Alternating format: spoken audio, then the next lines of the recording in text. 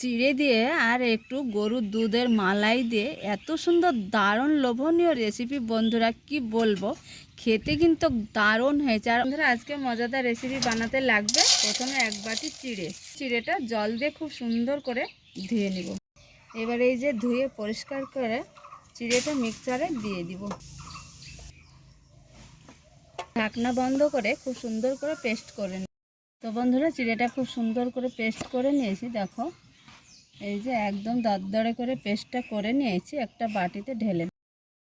তো বন্ধুরা, একটা এখানে বাটি নিয়েছি, বাটিতে ঢেলে নিব। আর এইখানে একটু গরুর দুধ জাল করে আমি খুব সুন্দর করে একদম গাঢ় করে আমি মেরে নিয়েছি। ও এই হাতা এক হাতা গুঁড়ো দুধ দিয়ে দেবো, শুকনো আমল গুঁড়ো দুধ পাউডার।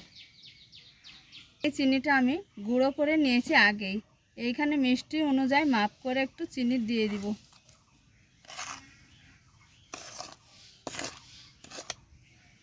লবণ, মিষ্টি খাবার একটু লবণ দিলে ভালো লাগে, দিয়ে দিয়েছি লবণ।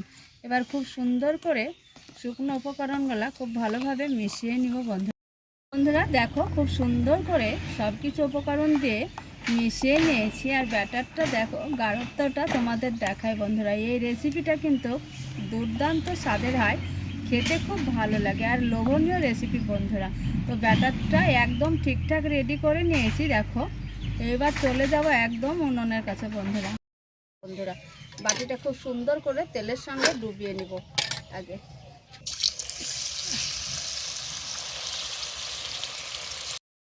একদম ছেড়ে উঠেছে, এই যে দেখো বন্ধুরা, এই যে দেখে নিশ্চয়ই বুঝতে পারছো। এই যে দেখো, এই যে দেখো কতটা সুন্দর হয়েছে। এইভাবে সবগুলা তৈরি করে নেব বন্ধুরা। তো দেখো বন্ধুরা, কত সুন্দরভাবে বাটি থেকে একদম ফুলে ছেড়ে উঠেছে। এই যে দেখো, এইভাবে একটু তেলের ছিটা দিলে আরও দারুণ হয় বন্ধুরা, খুব তাড়াতাড়ি এটা হয়ে যায়। আর দেখো দেখতে কতটা সুন্দর লাগছে। এই যে দেখো, একইভাবে সবগুলাকে ভেজে নেব। দেখো কতটা সুন্দর, একদম গোলাপজাম মিষ্টির মতো হয়েছে। দেখো এতটা সুন্দর হয় এই রেসিপিগুলো খেতে, দেখো দারুণ লাগে না। চিড়ে দিয়ে আর একটু গরুর দুধের মালাই দিয়ে এত সুন্দর দারুণ লোভনীয় রেসিপি বন্ধুরা, কি বলবো, খেতে কিন্তু দারুণ হয়েছে। আর অল্প সময়ে ঘরের অল্প কিছু উপকরণ দিয়ে দারুণ স্বাদের লোভনীয় রেসিপি বানানো যায় একদম ঝটপট বন্ধুরা।